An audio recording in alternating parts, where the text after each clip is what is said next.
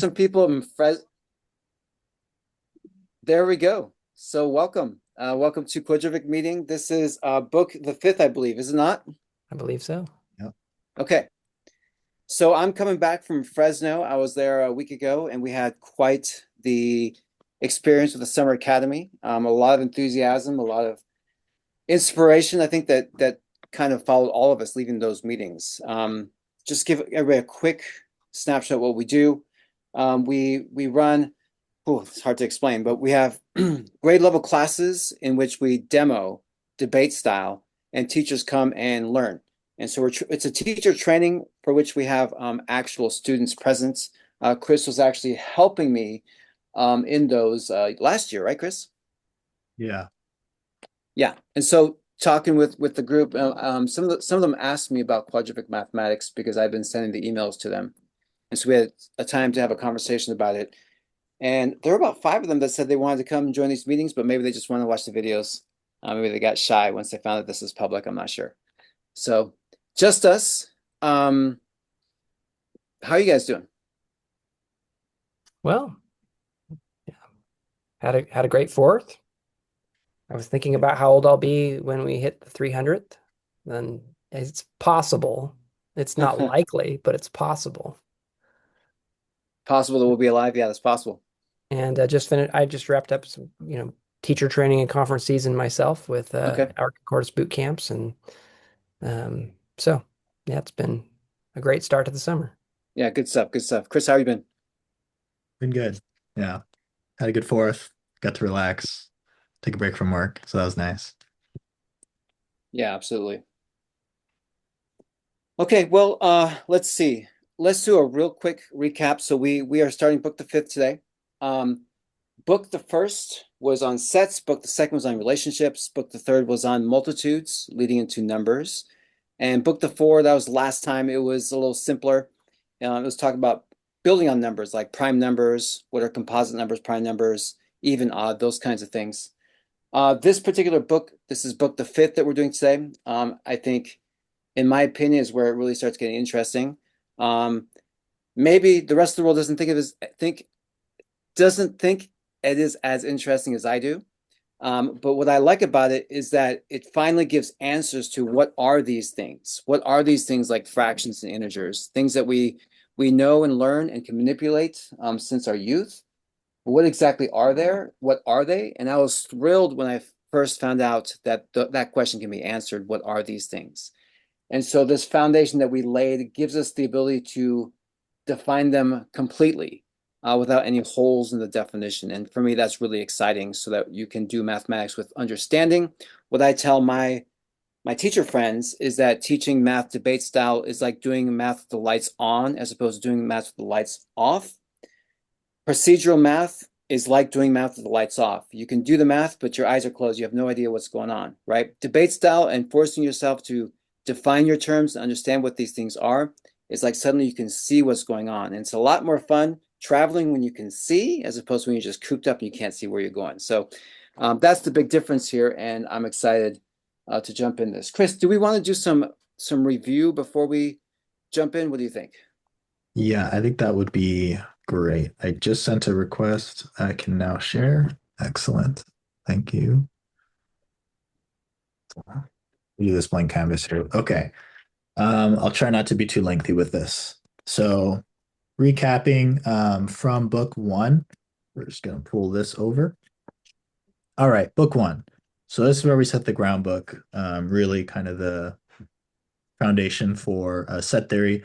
The thing I want to focus on here is the definition of, is this technically, well, for a predicate. So first, a predicate is that which can be said of a thing. If that which is said of a thing is true, then the thing is said to be a subject of the predicate, and the predicate is thus said to be predicated of the thing. This is super foundational. This is how we like interface with the world. This is how we think about things. Um, so what we have here is kind of just what I'm like making up monikers for, like a predicate instance where you have a predicate and a subject that it applies to, right? If this is true, the predicate is predicated of the subject. The subject is a subject of the predicate if it's true. So the example we have here, the predicate is blue, and this thing one, is a subject of is blue. So is blue can be said of thing one. Moving on to the second definition of book one, two things are said to be the same if each is a subject of every predicate that the other is also a subject of. Two things are not the same. Two things that are not the same are said to be different. And so there's this kind of concept of like a sameness convergence that happens. It's like also kind of what we do in our heads when we're determining whether or not two things are the same or not. If there's any differences between them, something that applies to one but not the other, then we know that they're not the same. But if everything that's true for one is true for the other, then they are the same. And so I've kind of illustrated this here where we'll pretend, for argument's sake and for canvas space, that only these three predicates apply to thing one. And we see here only those three predicates also apply to thing two, which allows us to conclude that thing one and thing two are therefore the same. And then, of course, right, this kind of little asterisk statement, the sameness of two things depends upon the degree to which their differences are ignored. You can get as meta as you want with it. Even talking about two things in the same sentence, technically they're spoken of in different times, different mental impressions. They're different, but usually, after a certain point, pointing out differences isn't like really meaningful. So we tend, as people who live in the same world, we usually land, I think, kind of by default on the same level of kind of filtering for sameness. And we account for that in the definitions here. So the next thing is going from the predicate subject relationship, predicate subject relationship to the set element relationship. And so we kind of get our axioms. So the extension of a predicate is that which satisfies the following axioms. Every predicate has an extension, and no predicate has two different extensions. And so what that means is we kind of have our is blue predicate. Its extension would be being blue, kind of our verb nouns we've been running with, the gerunds. So we're basically just saying everything has one, and they all kind of collapse to the same one. I think I think we have a good illustration for this. This was the heart kidney example, right, Mr. Jones? Yeah. Okay. So let me go through the rest of this real quick. So a set is the extension of some predicate.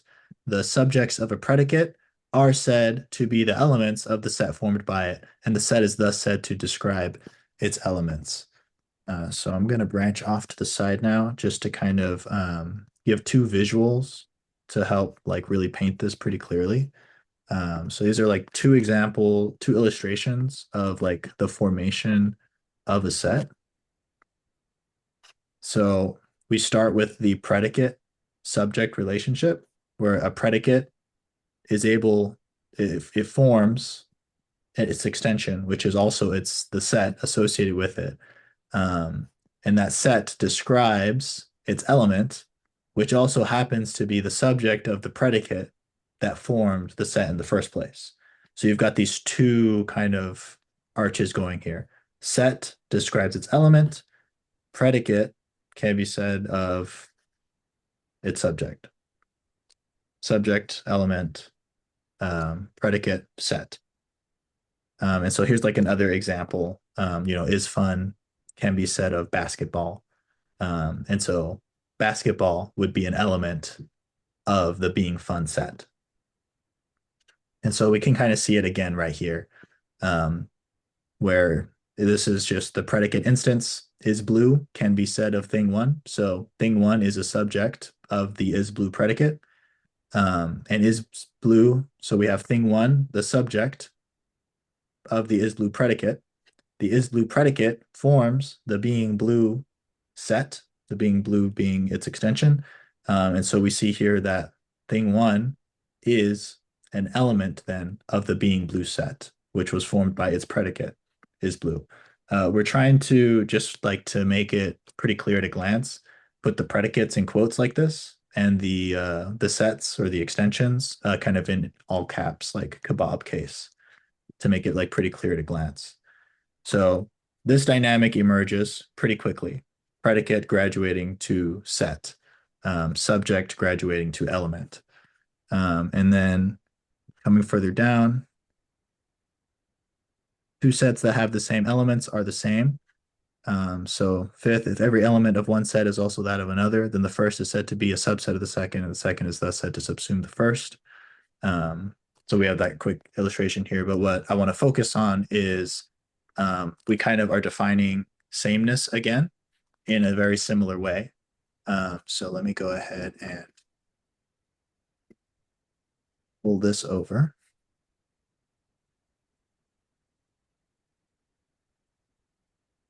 So here's our predicate subject convergence, sameness convergence.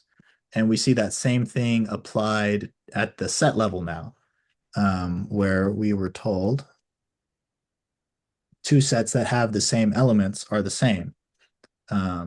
As an axiom as opposed to a definition. The definition of sameness involves things having the same predicate, but as now you actually have to have this axiom in set theory. It's required.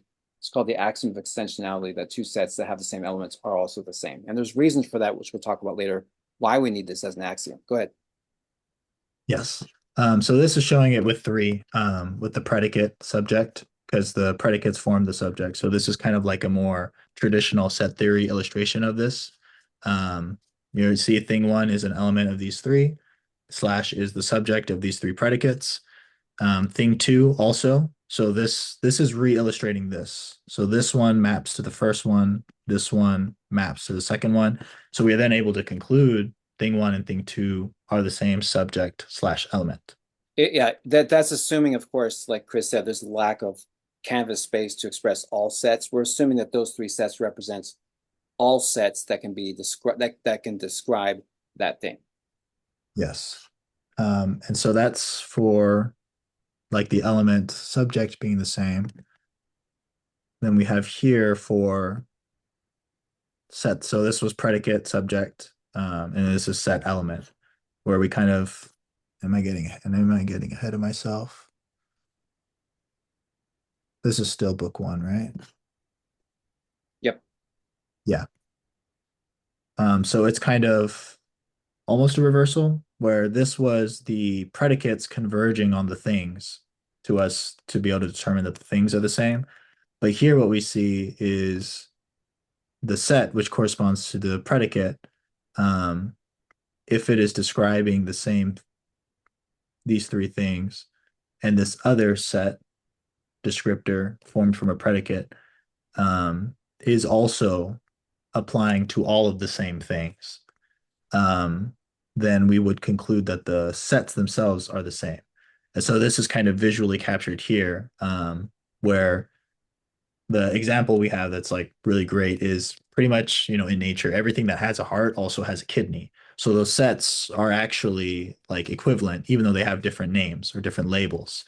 And so we see that the has a heart or having a heart set does apply to these three elements in the having a heart set, but it also applies to the three elements in the has a kidney having it. Well, sorry, in the having a kidney set, which is the extension of the has a kidney predicate.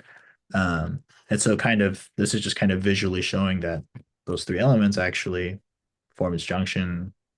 Really, they're just different labels for the same set, ultimately. Again, asterisk, right? We're filtering to degrees of sameness. But really wanting to just kind of highlight the dynamic, right? Where like the idea, kind of this concept, this dynamic of convergence kind of being reused just at like a higher level of abstraction. So this is like a kind of movement we see that happens for sameness. And then going into book two, we also see it with kind of like what we're building, going from predicate subject to set element, and then moving into relation and relationship. So I'm going to go ahead and pull over from book two. And like, stop me if you have questions or comments. I know I'm like just kind of going. So far, so good, Chris, I think. Yeah, Okay. keep on going. All right. So book two tells us that a relation is a predicate that is said of one thing with respect to another. So let me go ahead and grab this relationship formation diagram. Well, kind of have it here. I like it better over here though. So the relation is a predicate. Let me go ahead and actually finish reading the rest of these. So it is a predicate that is said this time not just of one thing, but specifically of one thing with respect to another.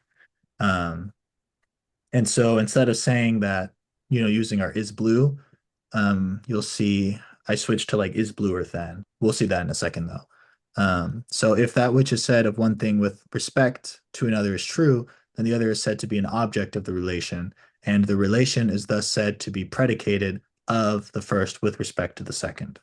And so this is again echoing the predicate subject, right? Because it is just another predicate. It's just got this added stipulation that it is being said not of the one thing, but now of one with respect to another, of a subject with respect to an object. Um, and so then we'll go here. So a relationship now is the extension of some relation. So the extension of a regular predicate is a set, but the extension of a relation is now what we're calling a relationship. Each subject and corresponding object of a relation predicate is said to be an ordered pair of the relationship formed by it. So now the element of a relationship is an ordered pair. Um, and the relationship is thus said to describe the subject with respect to the object. So let me go ahead and grab this other diagram. So this is what we're looking at here now, side by side. And I guess I probably should have, I had totally forgotten that we just call it an ordered pair now. I still had it in my head as like an element. It's just in this case, the element is an ordered pair. So the relation predicate, which is just a predicate that describes something with respect to another.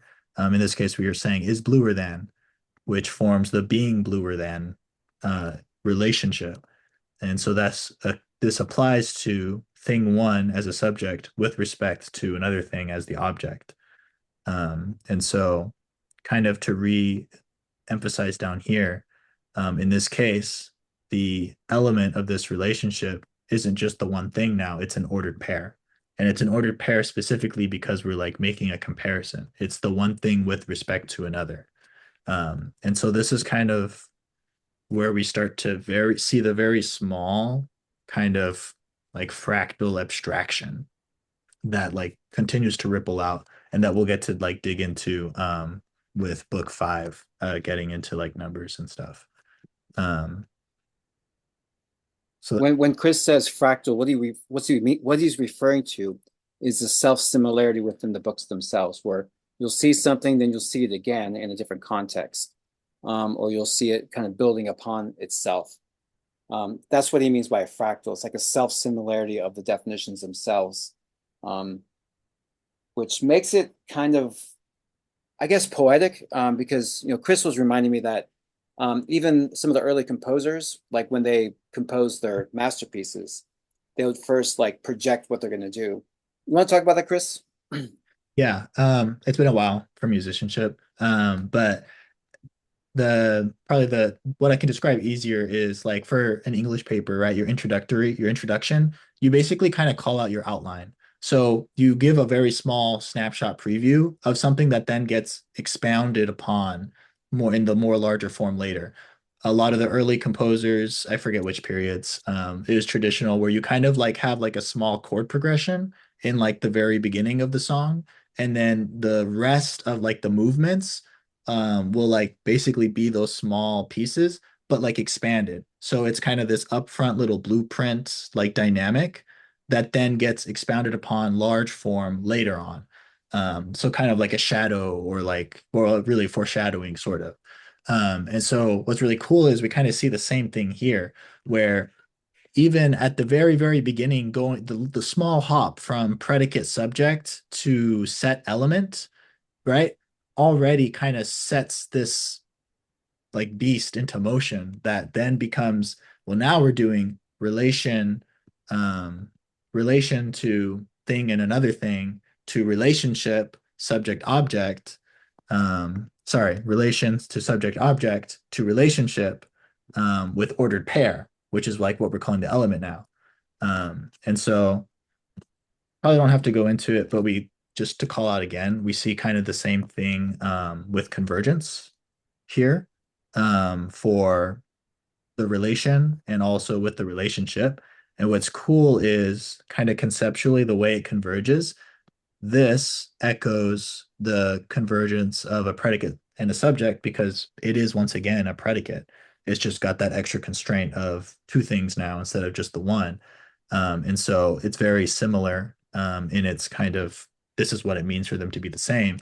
And then so the predicate to the set promotion, we see the same kind of convergence dynamic emerge for the relationship to the ordered pair as we saw with the set to the element, which is really cool. This is kind of the fractal kind of self similarity that we see here. Um, yeah, it took some time to like draw it out to make it like a lot more obvious. I know we really get into the weeds on these calls, and so it's something that you might miss if you haven't like really soaked it all in a few times. Well, Um, that's kind of the point of these calls, right? Is to point out all these different things that you wouldn't otherwise see. I mean, I just give you another example, Christian, you know this, but a lot of the types of relationships that you see in arithmetic, we won't see again until we get to geometry. You'll see the exact same way of creating these relationships between quantities to make arithmetic quantities and to make geometric quantities. So the self similarity is on several levels throughout the entire work, as you'll see. yeah, so that's what I had prepped ahead of time. And so I guess kind of continuing with that though, what we see the next kind of promotion we see, um, and I honestly haven't quite worked out in my head yet, if it's really a promotion versus kind of just like a co-equal with relationships. I don't think it's too important to the conversation specifically. But where we go next with this is the definition of a multitude, which a multitude now, well, Book actually, here we three. go. This is book three, by the way. Yeah, this is yeah, book three. Book the third. So a multitude now of a set is the set. So we're totally skipping. We're no longer making reference to predicate or subject. We've like graduated past that. So this is like our next kind of tier of abstraction, as we kind of like reach this sort of like escape velocity that lets us do numbers, which is a lot quicker in arithmetic than it is in geometry.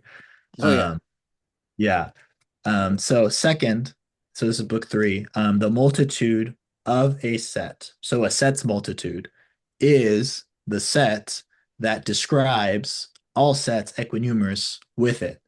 Multitudes formed by equinumerous sets are said to be equal. And so because we've already laid this foundation, right? Multitudes formed by equinumerous sets are said to be equal. That is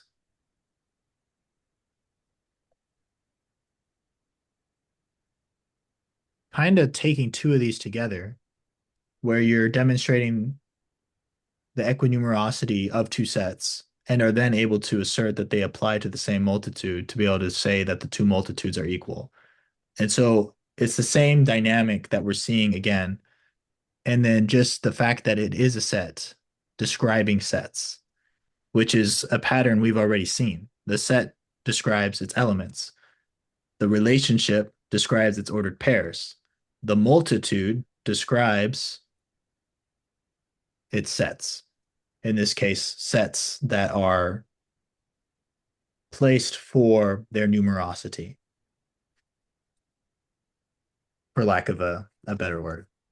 Um, which then lets us get into the definitions of numbers, which let me get the definition of a number for us. Yeah, and while you're doing that, let me talk. Yeah, and one of the reasons why Chris is going through this is because when you get to things like integers and fractions, they're all built upon numbers. Numbers are built upon sets, so it's kind of like you're building one thing upon another. So a good review of what a number is, I think, is important because once we hit fractions, then you kind of forget what numbers are. You just kind of move on to this whole new realm of fractions. It's like you graduated. But it's all built upon something else like coding. Once you have the code and you make your website, you kind of forget what the code is. You don't really care anymore. You got the website. Set theory is like the coding language, and the numbers that we think of as like I call it the Mario language. If you're doing the code for the Mario game, what the people see, like the kindergartners understand, is the numbers, but the code for it is all the set theory that goes behind it to give it its definition. And I do tell my students that, and the seventh graders understand that because they all have done, well, they've all wanted to make video games, and so they understand what coding is about. Bill, any questions since we have a pause here? I don't think so. So far, it's a good review. Okay. Yeah, I appreciate it. Yeah. Yeah. Me too, Chris. Keep going. Okay. So fourth. So now we're naming specific multitudes. So we say first a monad is a non-empty set that does not have two different elements. So all of its elements, once again, are the same. So basically a single element set. A dyad is a union of two disjoint monads. A triad is a union of three, so on and so forth, and not the multitude of an empty set. So now we say one is the multitude of a monad. So what we call one is the set that describes all sets equinumerous with a monad. So a monad, and I'm pretty sure we have it over on book 3. In other words, the number one is by definition the set. Sorry, it's the set that describes all sets equinumerous with the Pope set. The Pope set is a monad, so you just have to find one in existence, all the sets equinumerous with that. That whole idea of oneness is what we mean by one, because one describes all of them, or being a monad describes all of them. So again, being a monad, that language of gerund, again, speaks to it being a set. A set really does describe its elements. It doesn't contain, like most mathematicians would say, because otherwise you don't even know what these sets are anymore. If it describes the monad, then we know what describes. Adjectives describe, gerunds describe. In our actual English language, we know what describes what. Gerunds describe the monad, and so now therefore know what a set is. It's the set that describes all sets equinumerous with the Pope set. That's what we mean by monad. That should be being the Pope, not the Pope, right? Because the Pope would be the dot in the middle, but being the Pope would be the monad. So Yep. one of the things that we have to just assume or understand is empty and non-empty, right? I mean, by language, we just have to imagine non-empty means there's something in it. Yep. And we get to one because it doesn't have two different elements. Right. There are only two possibilities of a non-empty set. Something with different elements or not having different elements. Exactly. That's why it has to be a non-empty set, a non-empty set in which, like you said, no two of its elements are different. Right. Good. So now that we've like constructed one, we can construct numbers kind of recursively, which is a number is one or the sum of one and a number. So we established that one is a number, and we also established that a number is also one plus anything, basically. One plus any number. Yes, one plus any number. Thank you. Which automatically makes two a number because one plus one would be a number. Yep. 1 plus 1 is 2. 1 plus 2 is 3, so on and so forth. So that gets us multitudes and numbers, which is like us building on this like tier 2 kind of abstraction, right? Where we start at like tier 1, which is Language. Tier one is language. yeah, actually, we'll call it tier 0 for kind of the math world purposes, but like really Sure. well, yeah, we'll call it tier 0. Yeah, which is just So, language. so tier one would be the extension of the predicates, maybe? Well, I would say, oh yeah, because I guess yeah, language gives us Language gives you predicates because those are all linguistic terms, right? Predicates, predication, elements, I mean not elements, subjects, objects. yeah, Those are all something we use in grammar. and something just cool in general is like the tier 0, like that's your like intersection with like other subjects and other areas of study and stuff. Um, but yeah, tier two gives us like set theory basically. Yep, set So theory. that's sets and elements. Sets, elements, relationships. Yeah, good. Yep. Books 1 and 2. Oh, I like this. I like this way of looking at it with tiers. relationships. Because most math books start with tier 1. They don't start with tier 0. They Yeah. try to link it to tier 0, but they don't do a very good job at it because they haven't really gone all out and saying let's make this all linguistic. And I think that's actually essential for it to have any meaning at all. Otherwise, you're just leaving too many things undefined, And then which is going to lead to paradoxes, by the way. I think multitude would go in here, but multitude really kind of almost bridges us between tier one and tier two. I don't know. What do you think, Jones? I would put multitude with tier 2. Uh, yeah, tier 2. I think so because once you have the language of set theory, you're now moving on to something completely new. Yeah. So tier 2 would be what? Multitudes and numbers, I guess. What do you think, Chris? Multitudes and numbers? Numbers are built on multitudes. No, numbers are multitudes. Numbers are multitudes. So yeah, I think multitude such numbers, and then I think we're about to hop to tier three now, I think. Yeah, for sure. Yeah. Book the fourth doesn't introduce a new tier. It's just an extension of tier 2. Yeah. Yeah. I mean, you could probably argue that some of these are more bridges, a bridge versus like the culminating step of a tier. Um, but it's just really cool. And yeah, I mean, if you code at all, like you see this happen all the time. Like it's really nice to like ship a module that has like a deep module that abstracts away a lot of the complexity that you just don't need to be concerned with in the day to day. Just ship a nice, simple little interface and let the depth of the module carry the module. So you kind of see that here, where each of these boundaries, these seams, is where the interface is meeting the module and what's happening under the hood. And the deeper you go, or you could argue this goes up to, the more crazy stuff you can do, which we finally can get into tonight. So, do we want to go into book five? I'm ready. You guys ready? Uh, Let's do it. it works so well when Bill reads, if you don't mind. Sure, happy to do it. If I freeze, I'll be back. Okay. Just let me know. All right. Okay. Book the fifth. Shall we begin? Yes. Let Yep. the following be defined. First, a number ratio is an ordered pair of numbers. Thus, do you want me to keep reading or just read the definition? I think just the definition. Okay, there you go. Yeah. And then I'll pull in our example we have.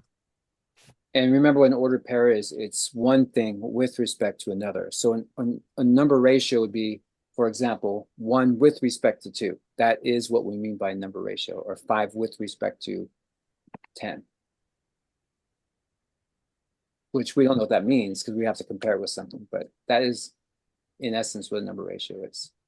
Thus, the Yeah. number ratio 5 to 2 is, there it says, there it is, 5 with respect to 2. And notice we switched the order around, right? That's because of that whole premise. Subject. Yeah, we like to put the premise on the right, secundus on the left to match modern mathematics. That's really the only reason, reading from right to left. Yeah.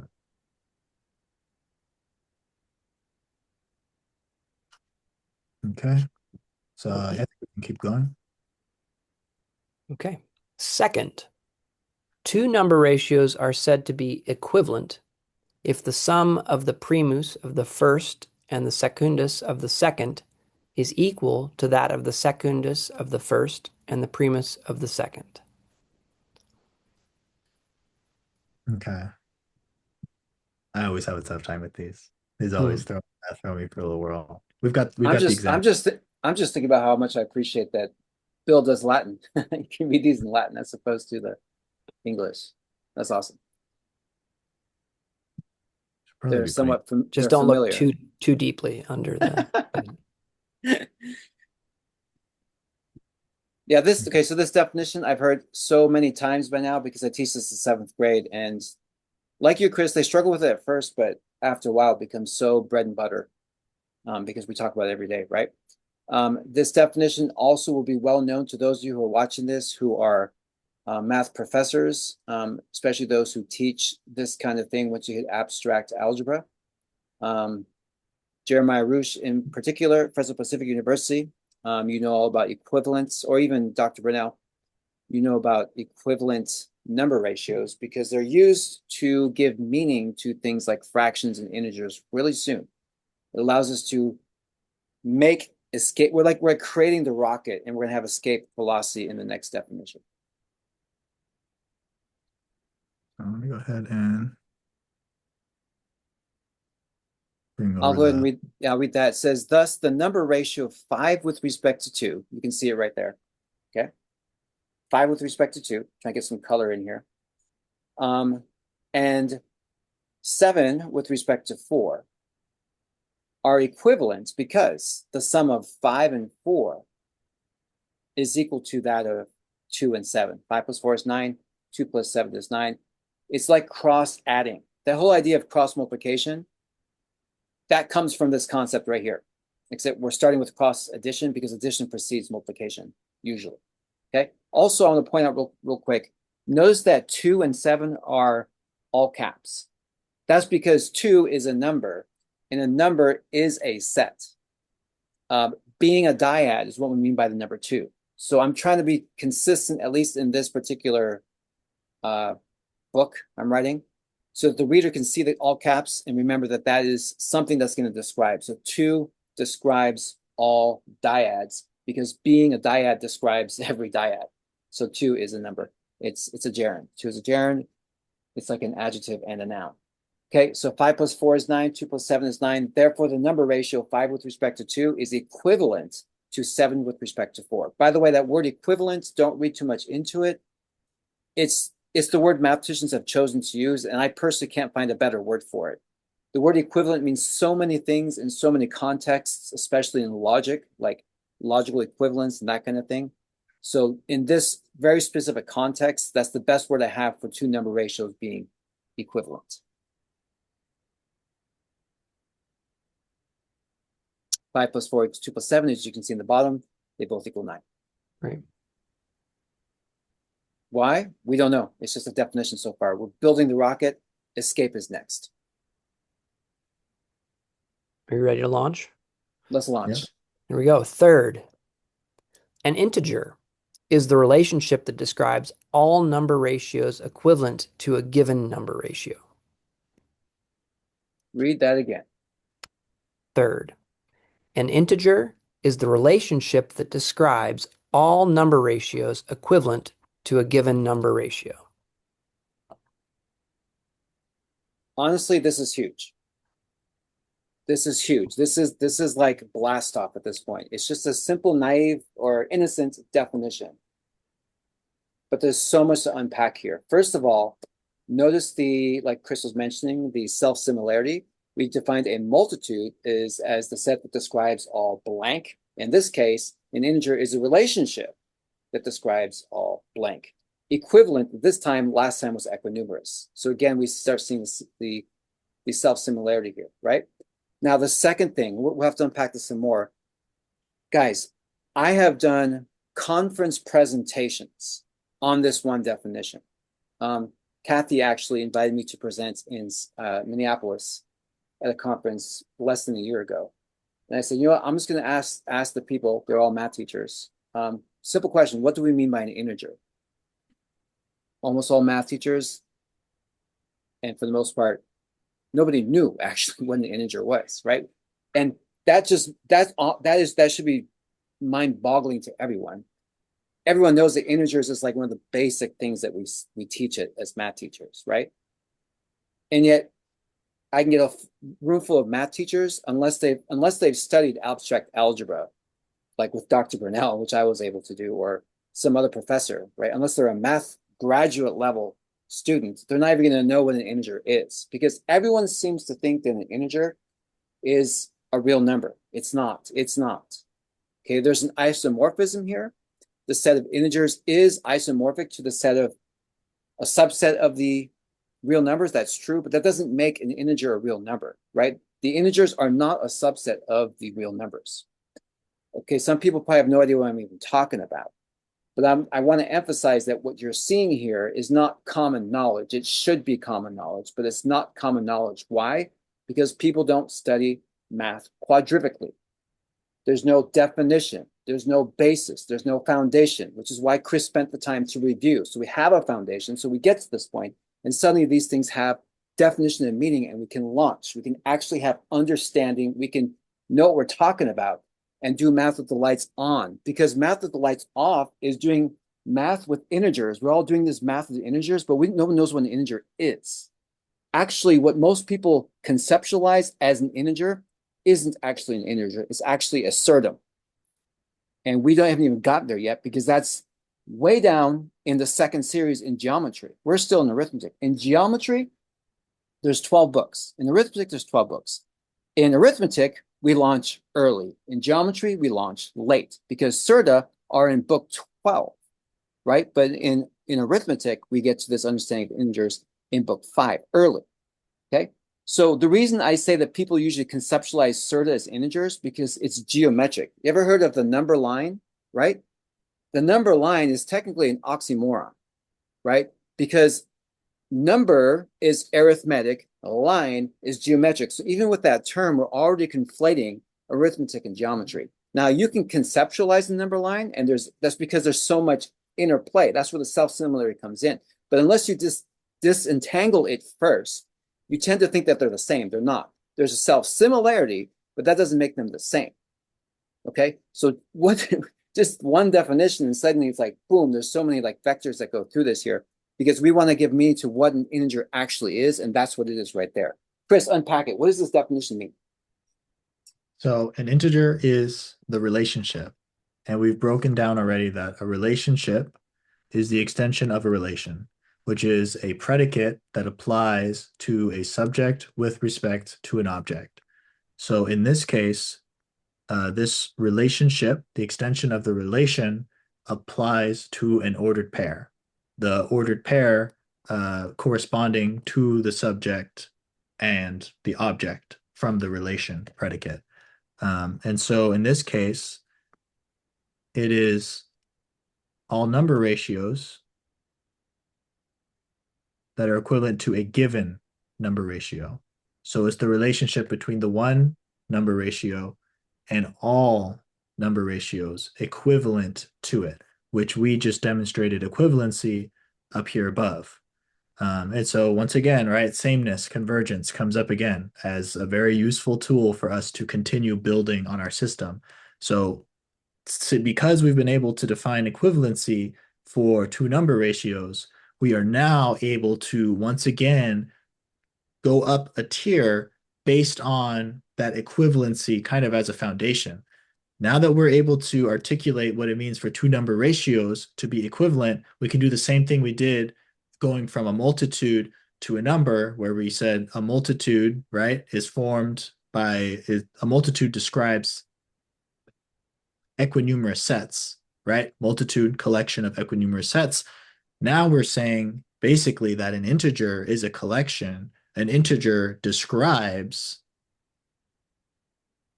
Equivalence number ratios. equivalent number ratios. That's exactly right. Yes. So an integer literally, conceptually, is a relationship. And a relationship is formed from a relation, is a predicate. And Bill, let me tell you, next time you meet one of your math friends, do you have any math friends? Fortunately, I do have some math friends, yes. Just ask them what an integer is, right? I find it highly unlikely they'll tell you it's a relationship, right? I'm not saying this to puff ourselves up. I'm saying this just to make a point that I think we're just uneducated now compared to what we were, which is why we're doing classical education. We're trying to re-educate ourselves with things that we all used to know that we just don't know anymore, because our system has failed us, because our whole goal was to get to the moon as fast as possible, not to actually understand and to enjoy the view. And we've been talking about this every single video at this point, right? So just so you know, I'm trying to point out, Bill, that the idea of an integer being a relationship isn't common knowledge, even though I strongly think it should be. So let's read some examples, Chris. I'm going to post some Yeah, examples. Let's do this, because I think the examples in the book are actually I'll, really good. I'll pull them over. Yep. So for example, being three more than, let that sink in. That's a relationship, right? Being three more than. If it was in Greek, it would be a gerund, genitive type phrase, right? Being three more than is the integer right there, an integer's relationship that describes the following number ratios. It describes 5 with respect to 2. It describes 6 with respect to 3. It describes 7 with respect to 4. Clearly, because 5 is 3 more than 2, 6 is 3 more than 3, and 7 is 3 more than 3. So that whole concept of being 3 more than, that concept, if you put them all into one set, put them all into one relationship, because every relationship is a set, put them all into one relationship, that relationship is what we mean by the integer positive 3. And it says that, yeah, next sentence says that. Yeah, we've got that right up here for relationships, right? Yeah, but go back to where we were. Just go back Yeah. to where we were real quick. So says being 3 more than is also referred to as positive 3, or in symbols, +3. The inverse of positive 3 is -3, being 3 less than. It's an inverse relationship. So when I teach my classes, most math teachers, right, because they're just teaching procedurally, right, teaching with the lights off, they say the opposite of -3 is 3. That's false, because 3 is not a relationship. 3 is a number.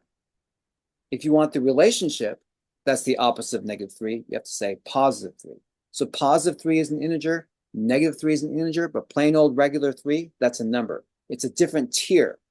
It's a different level of abstraction. That's what's missing in modern math education, that tier level of abstraction by which we can actually define our terms. And that's one of the cornerstones of a classical education. And we talk about being classical schools. We talk about classically educating our students, and yet you go into the math classroom, you pick up the book, there's no definition for integer. Exclamation. Exclamation. There's no definition for integer anywhere in the class. If we're not defining our terms, we're not educating our students classically. That's my claim. So this gives us, quadrivic mathematics gives us the tools by which we can define our terms, so we know what we mean by +3 as opposed to just plain old regular 3. Yes, Bill, go ahead. I'm just thinking about the etymology of integer from Latin, meaning whole. And maybe we'll get into that, but it seems with these relationships that what we're showing is, and the result is a whole relationship. We're not taking these objects that we have here in part or apart. We've got whole pieces Mm-hmm. of something in relation to whole pieces of another. And I don't know if how far back the drift goes, right? At what point the word integer from Latin was connected to the concept, uh, or that might be another discussion for another time. But My guess would be that when the person who coined the term probably was thinking of an integer incorrectly, most likely. I don't know. I could be wrong. I don't But think the term is much older than the 16th century, so that wouldn't surprise me. I'd have to do some research, but yeah, I don't know. Actually, we have to go back and do some research. Good question. Yeah. yeah. But all that Excellent. to say, the idea of integer as we've defined it here probably predates the modern usage of the term. Yeah, and it's interesting to go back and look at the history because these things were all, discovered or invented in the context of history in trying to solve different problems, right? They needed a zero. They needed these negative entities, right? They needed these relationships, positive and negative relationships. And so the history is actually really important. And that also should come up in classical schools. Like, what do these things mean? Where did they come from? Why do we use the word integer? Who discovered it? Who coined it? What was it? What were they researching at the time? So yeah, I love it. Define your terms. Define your terms. We ready for the fourth? I think so. Okay. Fourth, the sum of two integers, a first and a second, each formed by a number ratio, is the integer formed by the respective sums of their primi and secundi. If one integer is the sum of two others, then each of the two is said to be the difference of the sum and the other. Okay.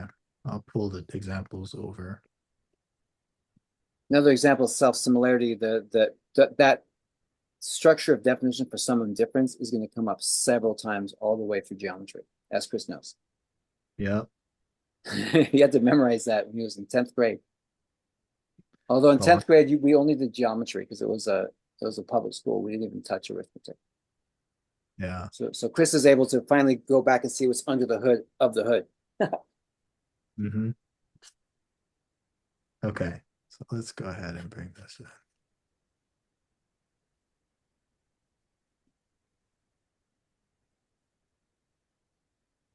All right.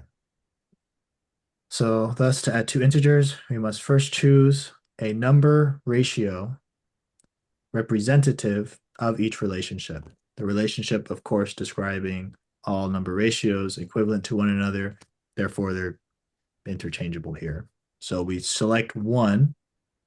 So here we have 2 to 9. So that's the 2-9 number ratio and the 8-3 number ratio. So this would be representing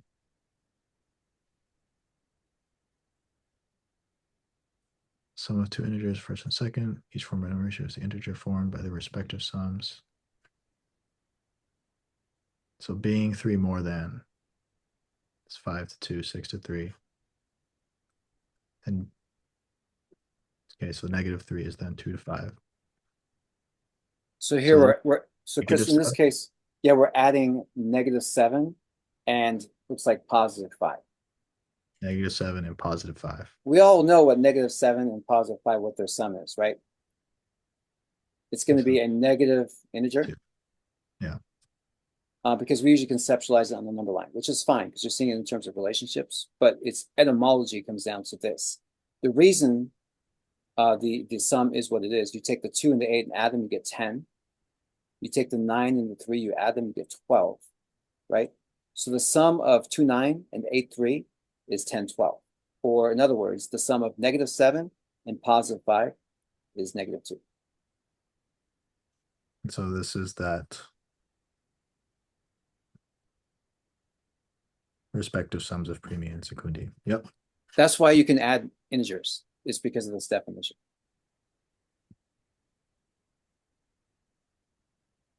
Again, gosh, sometimes I feel like I'm just criticizing everybody. Don't mean to do that. So forgive me if anybody's hearing it that way, right? But I'm going to point out again, you don't see this in textbooks anywhere, right? Classical schools should have this in the textbooks. Maybe we should write a textbook series quiz at some point. I don't know, right?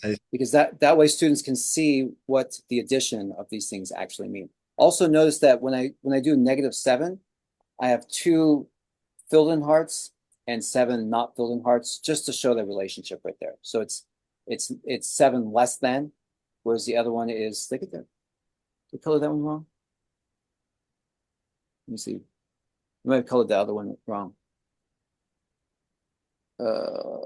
Okay, no, sorry. Yeah, the positive ones cancel out, and here in this case, the positives cancel out. So, did I get that backwards?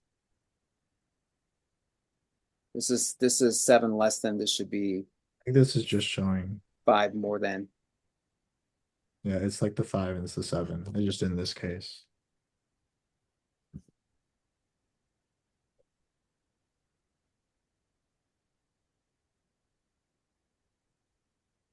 I think I see what you're saying.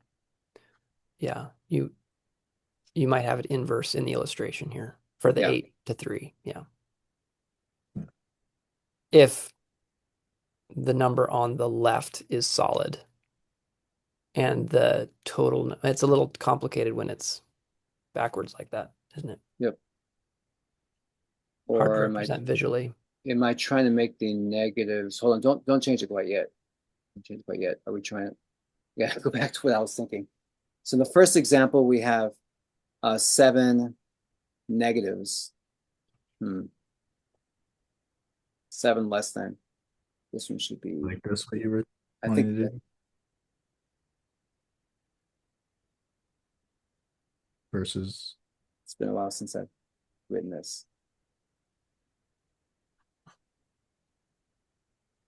Let's say we got 2 plus 8. I'm sure I was thinking something. 2 plus 8. Chris, go down so I can see. 2 plus 8. And then 9 plus 3 gives us 2 less than. Yeah, those 2 less than are both not filled in.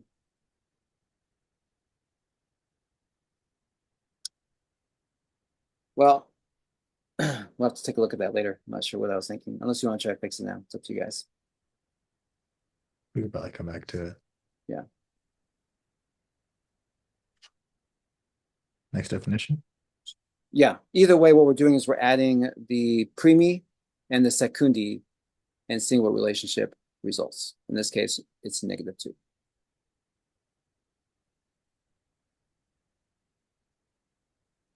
Okay. So, Oh, I totally left off like the second half of that, didn't I? do you want to? Yeah, Okay, sorry, good. there Yep, was you're more fine. there. I didn't see all the colors, or there are no colors, so I totally just skipped over it. Thus, being 2 less than is the sum of being 7 less than and being 5 more than. Or in short, -2 is the sum of -7 and +5. Or in symbols, -7 plus -5 equals -2. There we go. Okay, Okay. now ready for Now we're ready for 5th. yeah. There was this little note, so at the very end Okay. about subtracting integers. Just like an extra stipulation. Often necessary to choose number ratios for which the secundus can be subtracted from the primus. There you go. Yeah. So in this case, we have 10 minus 8, right? If that 8 was too big, you can't subtract. You can't do 10 minus 18, for example. That's not defined. So you have to make sure that the numbers on the first part of subtraction are bigger than the numbers on the second part. And that can always be done. Great. All right. 5th. An integer formed by a number ratio is said to be positive if its secundus is greater than its primus, and negative if less.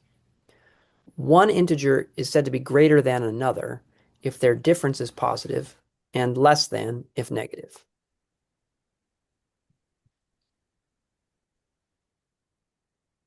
Okay. And then we have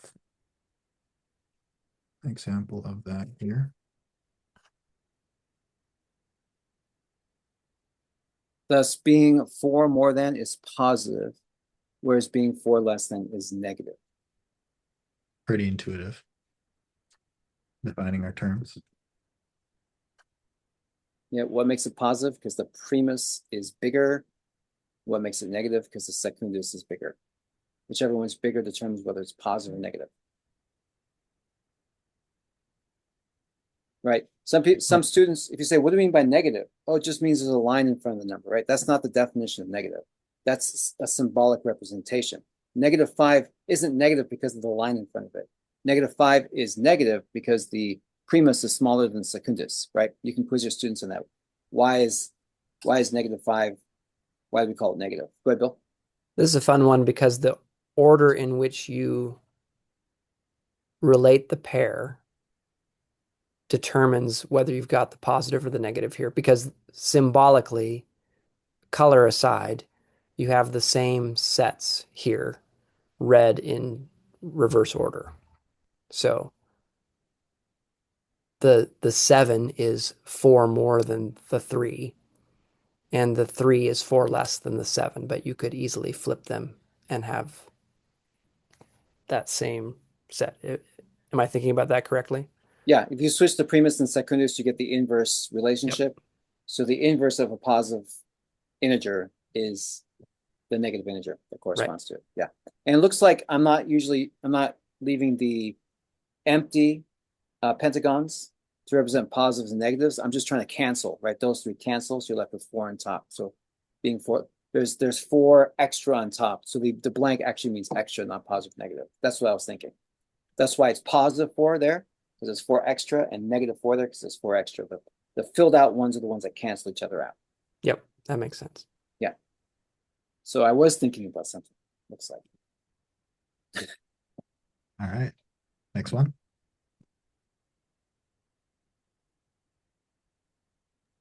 Okay. Sixth, 2 integers are said to be equal if one is not less than the other.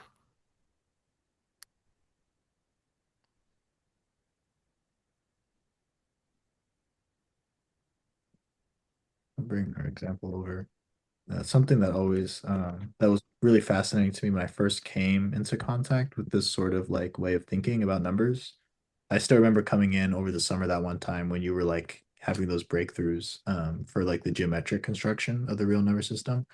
Mm. And when you were explaining what a number was in that system, and it was the same dynamic of it was really a relationship, right? It was the comparison of the two.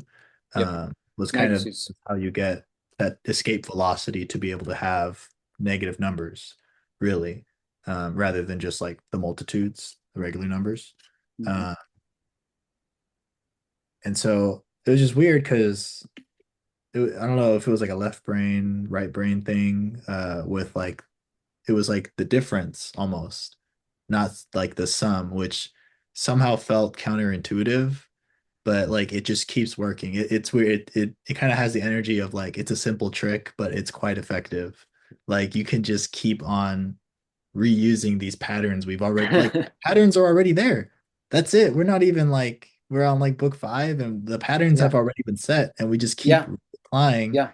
Yeah. same patterns to what we Yeah. have. All the way through geometry. We're not gonna do anything different. Yeah. It's just it's a simple way of looking at equivalence, like what Chris was describing, like blue. What is blue? It's a set that describes everything the same color as the sky, right? What is positive 3? It's the set that describes all number ratios for which the primus is 3 more than the second. It's like once you find something similar about 2 different things, you can put them into a set and give that set a name, right? And that name becomes like a phenomenon, which is what language, this is what we do in language, right? Every single time we use language, we're just doing that so naturally. So we're just applying the natural process of language to mathematics is all we're doing. And Words are hence we come up with quadrivic mathematics.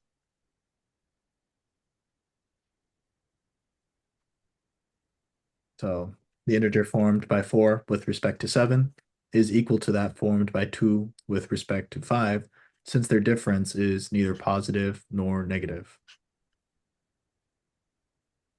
So they are both being less than. Being 3 less than.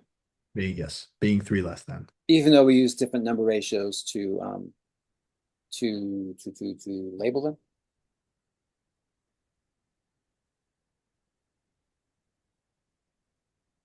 Because their difference is 0, right? -3 minus -3 is 0, as you can see. -3 minus -3. The blacks cancel. There's 2 left on top. Some of the reds cancel. There's 2 on the bottom. You get 0. It's like it's an equal balance. 2 with respect to 2 is a good representation of 0, just like 3 with respect to 3 is just as good as a representation of 0 in this context. Actually, foreshadowing, 2 with respect to 2 is a good representation of 1 with fractions, which is going to come up later. 3 with respect to 3 is a good relationship, good representation of the fraction 1, also in fractions. But for integers, it represents 0 because the relationship is different. Fractional relationships are not the same as integral relationships. Even though there's similarity, right? There's self-similarity all the way through. Subtle difference gives you a whole different system. Yeah. We feel good about this one?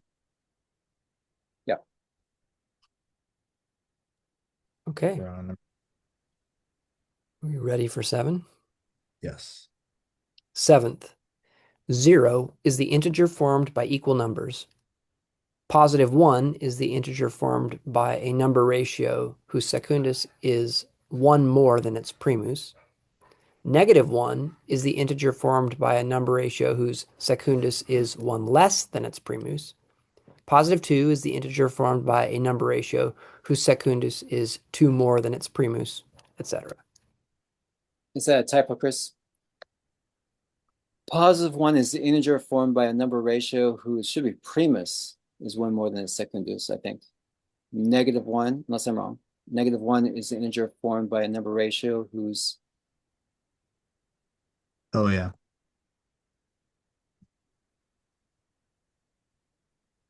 I think that's a typo.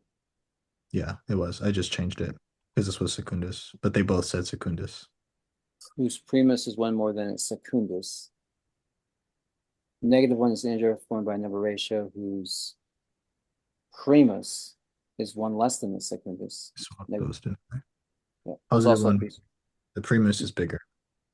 Yeah, but negative 1 should be the integer formed by a number ratio whose primus is 1 less than its secundus. I'm not sure why I did that. So they should follow the same pattern. It should follow some pattern. So it should be primus followed by secundus. Positive 2 is the integer formed by a number ratio whose primus is 2 more than secundus, etc. You guys agree, right? Yeah. Okay. So this is when I struggle to keep up with the flip-flopping on them. Yeah, me too, actually. Yeah. Like it might seem not right, but it might actually be right. Yeah. If its secundus is positive, if its secundus is greater than its primus. So is that also wrong? Yeah, it might. Well, hang on. Is it let's look at a number ratio. I guess. So 2 to 9 2 is is the primus. 2 is the right? primus? Right? I want to say it is. Yeah, should be. I must have been flip-flopping things when I wrote this, so my apologies for that. Okay. So yeah, so an integer is formed by a number ratio is said to be positive if its primus is greater than the secundus and negative if less. One integer is said to be greater than another if the difference is, yeah. There we go. Yeah, because that's what you have here. Well, yes. Unless we missed one of those steps somewhere where, the primus is actually the second one and the secundus is actually the first one because of just the whole, like how it is with relationships, right? Where did we point it out earlier? I think that's all the way back in book 1. Right here, right? Okay, yeah. The primus. Oh, no, that's right. Yeah. Primus on the top, secundus on the bottom. So 2. Yep. Oh, yeah. That's right. Okay. Okay, good. Whew. Actually, I wrote it because I knew I would forget. Yeah, it's with the primus on the right that gets confusing, right? Yeah. But because the symbolic notation puts primus first and secundus second, which you would expect, but laid out like this. 5 with respect to 2. Yeah. Yeah. Yeah. Okay. Okay. So yeah, this is now correct, I think. Okay. Primus is 1 less. Yep. Do we need to reread it? I don't think so. Okay. And so our examples, pretty straightforward. So 0 is formed by equal numbers, right? 4 and 4 in that case. Positive 1 down below. You can see that the primus is 1 more than the secundus. You can see what Chris is doing. It doesn't matter what you use. So that'll be positive 1. Negative 1 would be if the primus is 1 less than the secundus. That's why you have 1 more on the bottom, that empty red one. Positive 2, the primus is 2 more than the secundus. Negative 2, the primus is 2 less than the secundus. And positive 3, the primus is 3 more than the secundus, etc. Again, the ones that are filled in, you just think of them as canceling out. That's why there's 3 more than on the top, and that's the primus. Therefore, it's positive. So you have positive 3.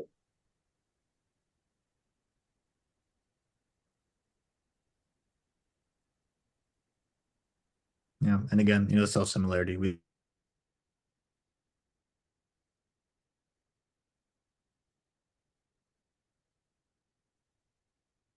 Did Mr. Garcia freeze?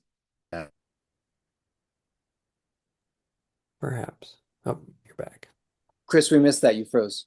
Oh, we did a similar thing with the multitudes, right? With like naming the numbers based on like dyad, monad, and all that. Right. Yeah, it's a repeating pattern. I don't know. I just think it's so cool that we kind of just keep doing the same thing and we just get cooler and cooler stuff every time. Hey, if the trick works, why change the trick, right? Yeah, I mean it's what we see in nature also, Yeah. like all the way down. I don't even know. I haven't been keeping up with physics. I've heard there's things smaller than atoms now and stuff, but you know, you look at the celestial, setup and you look at the atomic setup and like it's like the same stuff all the way up and all the way down. Same thing right here. We're literally watching it right now. Yeah. Awesome. Fractals, self-similarity. Very cool. All right, are we ready for the final definition of this book? Think so? Take it away. And eighth, the product of two integers, a first and a second, each formed by a number ratio, is the integer formed by the sum of the product of the primus of the first and the secundus of the second, and the product of the secundum of the first and the primus of the second, and the sum of the product of the primus of the first and the primus of the second, and the product of the secundum of the first and the secundus of the second. Okay, I will admit, sorry. Yeah, go ahead. I will admit that this definition is very cumbersome. And I usually have my students try to solve this, and it does they do require some help to get this, but they seem to always get it, and it makes sense to them. But this actually is the definition for the product of two integers. If you're just going to teach kids how to multiply integers, obviously it's easier to teach them the trick or the procedure.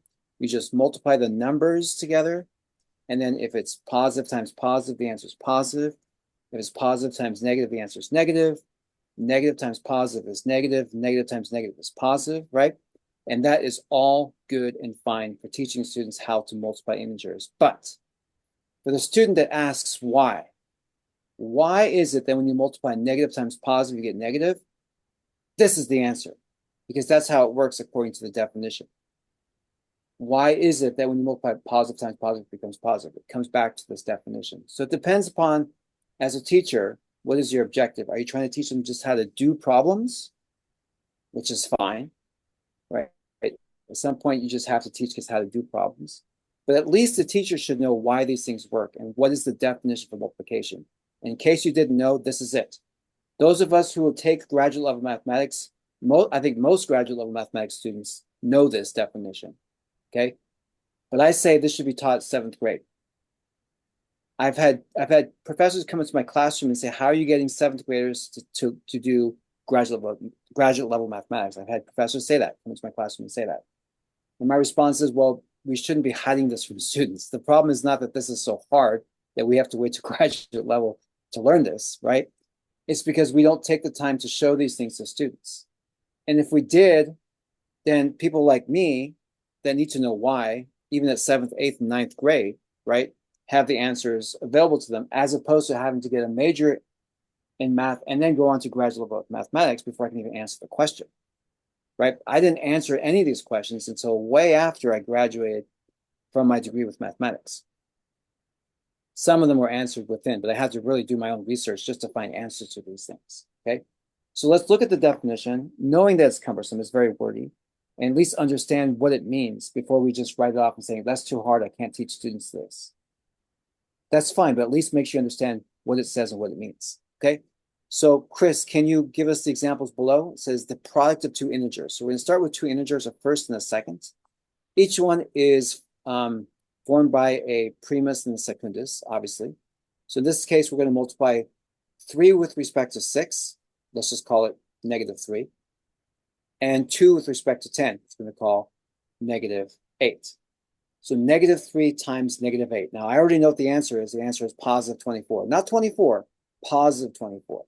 Because you can't multiply two integers and get a number. That's not possible. You multiply two integers and you should get an integer.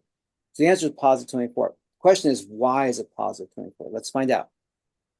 What you're going to do is you're going to take the 3 times the, according to the definition, what does it say? The sum of, the product of, the primus of the first and the secundus of the second. Now, it's possible I got the order wrong again in this case, which would be annoying because I keep doing this now. Now that once I had that rude awakening that the order has to switch with primus secundus, I think I went back and changed some things, but forgot to change it back. I actually think the definition is wrong. I could be wrong about this. So, can we show us the full example and make sure we don't explain this wrongly? What exactly did I do when I wrote this? Can you go up? I should looked over this before I went through this today. Okay, so in this example, we've got 3 times 2. See, right there. That's the correct way. So the definition is wrong. Let's change it right now, Chris. Okay. So it should read an eighth. The product of two integers, a first and a second, each formed by a number ratio, is the integer formed by the sum of the product of the primus of the first and the primus of the second, and the product of the secundum. Is it secundum or secundus? I don't know. I think I may have switched that around too. Secundum of the first and the secundum of the second, and the sum of the product of the primus of the first and the secundum of the second, and the product of the secundum of the first and the primus of the second. Okay, it's kind of like doing FOIL. It's just like doing FOIL, where you do first times first, second times second, then first times second, and second times first. Okay? I don't know why I put secundum. I think we've been doing secundus all this time, haven't we been, Bill? Yeah, okay. I think we have, yeah, pretty sure. Wow. What was I thinking? I think it was Christmas break when I put this together. Okay. So in this case, the product of -3 and -8 is positive 24. We know that. Okay, why? First, we take 3 times 2. Can you scroll down a little bit, Chris? 3 times 2, and I get 6. Where is the 6? That's on the far left. Those six hexagons on the far left, that's the 3 times the 2, okay? Then I've got 6 times 10, that's 60. Where is the 60? 1, 2, 3, 4, 5, 6. 1, 2, 3, 4, 5, 6, 7, 8, 9, 10. Those are the black ones. Yep. Okay, so those become the primus of my answer. Those become the primus of my answer. The positive 6 plus 60 is 66. Okay, so let me go through that part again. So it says, an eighth, the product of two integers, a first and second, each formed by a number ratio, is the integer formed by, okay, so we have an integer, formed by the sum of 6 and 60.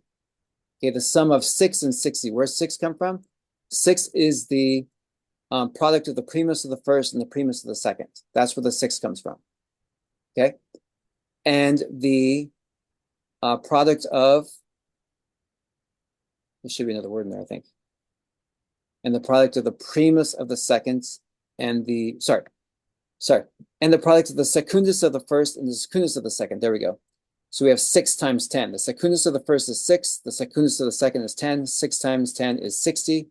So we have the sum of those two things, which gives us 66. 6 plus 60 is 66. Okay, that's all black because that represents the primus. I'm trying to keep the primi black and the secundi red, okay? And the other part of the integer will be the sum of, okay, so we're going to add two things, two red things together. The product of the primus of the first was 3. And the secundus of the second was 10. So 3 times 10 is 30. You can see right there, there's 30 under the 60. Okay, we're adding that with the product of the secundus of the first, which was 6, and the primus of the second, which was 2. 6 times 2 is 12. And that's the 12 red filled in hexagons on the far right. So we're going to add 30 and 12 and get 42. 30 plus 12 is 42. Okay. So see the two lines that Chris drew? He did 3 times 2 and 6 times 10. That's 66. Then we do 3 times 10 and 6 times 2. That's 42. Because we add the two together, right? 3 times 2, 6. 6 times 10 is 60. That's 66. 3 times 10 is 30. 6 times 2 is 12. Add them together, we get 42. 66 and 42, what's the relationship between those two? Well, 66 is how many more than 42? It's actually 24 more than. That's why it's positive, because there's more in the primus than in the secundus. You can see there's more black dots than red dots. That's why it's positive. How much more than? 24 more than. So the answer is positive 24. So the product of -3 and -8 is for that reason, positive 24. Okay, feedback. Bill, Chris, what do you guys think? It works, but yeah, it's a mouthful. It's a mouthful, yeah. Yeah. I guess like one of the things I like one of the things I wonder about is like how do you figure this out, I guess? Like where does this come from maybe somewhat organically, which maybe it's a bit naive considering we're like so many tiers of abstraction away. You probably don't just accidentally blunder into multiplication, you know.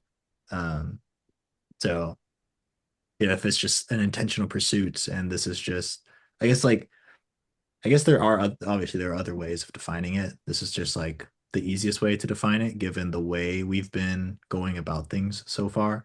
Um, but yeah, I guess I am a little curious. I could probably dig and maybe see like echoes of this earlier on about coming at it this way. That would suggest that this is kind of the next little leap, where this is the next like extension, right? This is the larger ripple, if that makes sense. Like just to conceptually like to tackle multiplication in this way. I don't know if that makes any sense. Like I see it and it makes sense to me that this works and I see that it works, but it almost seems like magic, you know? Mhm. Like I do understand why it works given what we have so far. But I guess it's more like how how would one have like arrived at this or intuited to tackle it this way, maybe a little more organically as like you're working your way through this. Like if you stopped just short of this and you were like with someone who was just fresh on the content so far and you were like, I have an idea. yeah, like how would you tackle a product? Like, Let's see if this helps, Chris. Draw a window, a 2x2 box. Let's see if this helps, because that's actually a really good question, Chris, and I don't have an answer, but let's just see if this works. So on the top, do 3 and 6, and on the side, do 2 and 10. Okay, now we got 2 times 3, put the 6 in there. And then 2 times 6, we got a 12. And then 3 times 10 gives you 30 and 60. That's where the numbers come in, right? So your question is, why do we add the way we do? Why do we add the 6 and the 12 together? Sorry, why do we add the 6 and the 60? Can we label And the 30 and the 12. Oh, I can see why right away because the 2 and the 3 are both preemies. So those are both positive. so this is the premise of the first, Yeah. and then this is the yeah, let me move this over. Premise of the second. Yep. And premise is like a positive. Premise is like a positive. Positive times positive is positive. You get 6. See what I'm doing there? That's one way to conceptualize it. Then you have a primus times a secundus. That's going to give you a negative relationship, which is the negative 12. Then you have the secundus and the primus. That's going to be a negative relationship, negative 30. But then you have secundus and secundus, right? They're opposites, so it's going to be positive 60. When you add the 6 and the 60, gives you 66. That's the positive. That's the primus of the product. And the 12 and the 30 add together. That's the secundus because those are negative. That's one way to conceptualize it.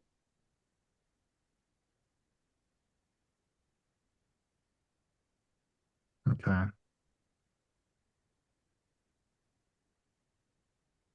So this is the so going back over here, the first and the second, product of the premise. So the first premise and the second premise, which is here. Mm-hmm. This is the first thing we did.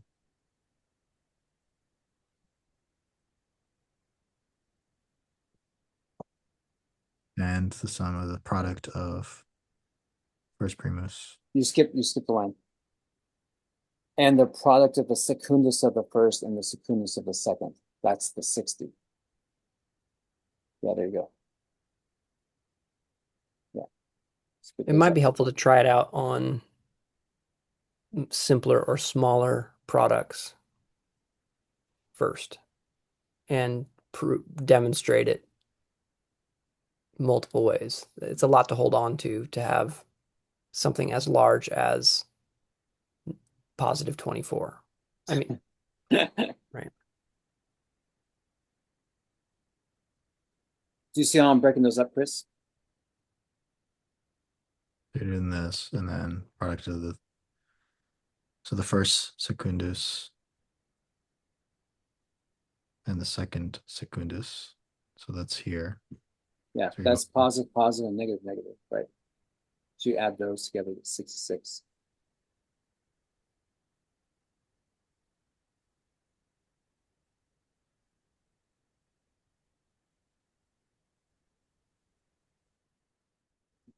So you're okay. So this language is to attain these numbers Yeah. and add them all together. No. Not all together. You add the primus times primus and secundus times secundus. That'd be the 6 and the 60, right? Because those both have the same signs, right? The 6 is made from primus primus, and the 60 is made from secundus secundus. That's why they're similar to each other. One is positive times positive, one is negative times negative. In a sense. You said so the 6 you said is primus, okay, primus primus. And the 60 is secundus. So what is the significance of that, I guess?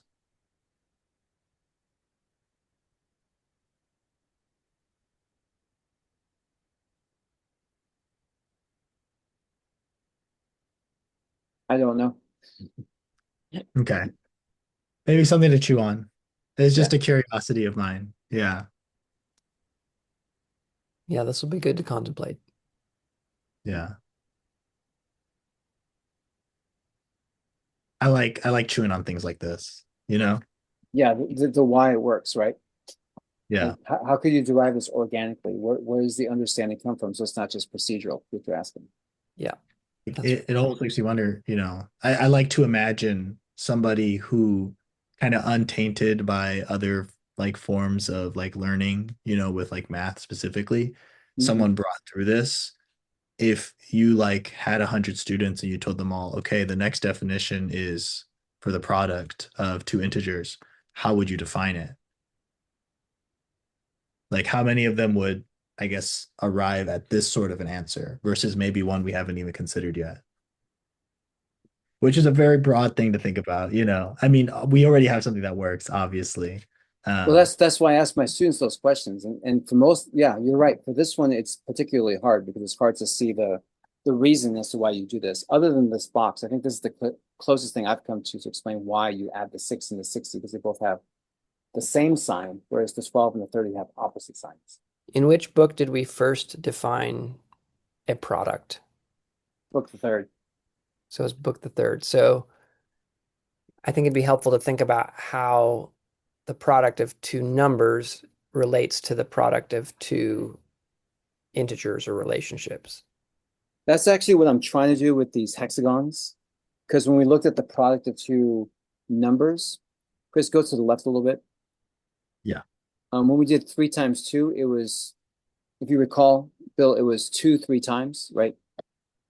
2 times Yep. 3 was 3 2 times, I think. 2 times 3, yes, is 2. 2 times 3 is 3 2 times. That's why there's like 3 stacks of 2 for the 6. Right. Is that what you meant by relating it back to It multiplication? is, yeah. I mean, you're just getting into another layer. You've got Yeah. in a ratio, in an integer, you have an additional layer, right? So now as the layers compound, the product gets more complex to represent. Yes. And we'll see that I with think it's fractions too. I'm afraid I yeah, have to sign off, gents. I think we just finished. It's always a delight. Yeah, I think we made it. yeah, that was the last one. Okay. Thanks so much, guys. All right. Thank you. We'll see you next time, Lord willing. Yes. Take care. Bye.